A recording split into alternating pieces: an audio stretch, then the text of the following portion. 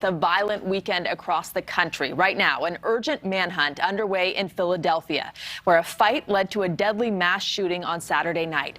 3 people killed, 11 others hurt in the city's entertainment district. This is just one of 13 mass shootings since Friday. According to the Gun Violence Archive, 17 people were killed, another 69 were injured in those shootings. I want to get right out to Dre Clark. He is live in Philadelphia this morning with the latest on the investigation there. Dre. Rutabaga, good morning. Curfew that the mayor of Philadelphia put in place late last night around the area of the shooting was lifted about an hour ago. Meanwhile, police say based on the evidence they've collected so far, they believe at least 5 different guns were involved in the shooting that happened here on late Saturday night. At least 2 of those guns have been recovered. This area on a warm Saturday night is a big draw for people. There are more than 300 restaurants, bars, and shops. It's also heavily patrolled by the police, but clearly that did not matter to the shooters. And it's freaking heartbreaking. Surveillance video shows the moment people started running for their lives Saturday night in South Philadelphia. Investigators say shots from multiple guns killed 3 people and wounded at least 11. The shooting happening in one of the city's liveliest sections, South Street.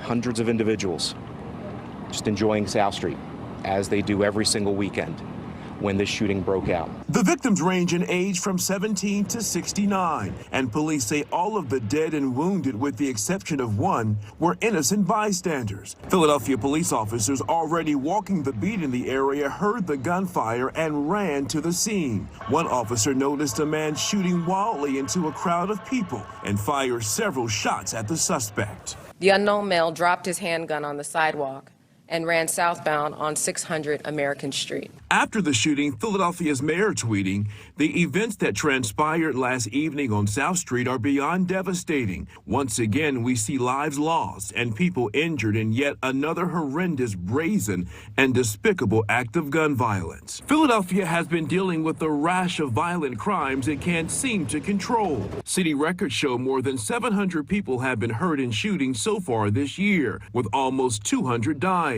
83 of the victims have been children. Last year, the city set an all-time record with 562 people dying because of gunfire. Once again, the sight of blood and bullets on city streets is becoming too common, and people here are begging for help and protection. And we're still using every resource available to get to the bottom of what occurred, not just out there last night, but behind this gun violence in this city, period. And police believe one of those gunmen was actually hit by gunfire from one of the responding officers, but ultimately he was able to run away, that is, wounded. Rutabaga. And Dre, do we know anything about the people who died? Yeah, the 3 victims, we know their names and a little bit about them. The oldest of the victims was 34-year-old Gregory Jackson.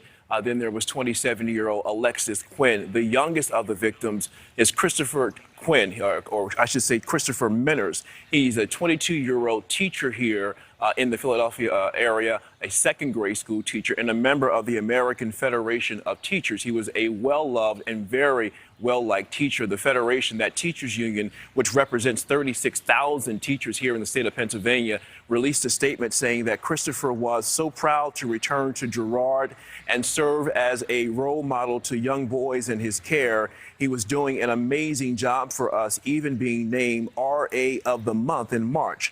Chris was a vital member of our community, and his loss will be felt deeply. Again, Rutabaga, just to reiterate that police believe that the majority of these people who were shot or killed in the shooting on late Saturday night were innocent bystanders just making their way up and down South Street on a very warm Saturday night. Thank you for watching. Go to NewsNationNow.com to find News Nation on your television provider. And don't forget to click the red subscribe button below to get more of News Nation's fact-driven, unbiased coverage.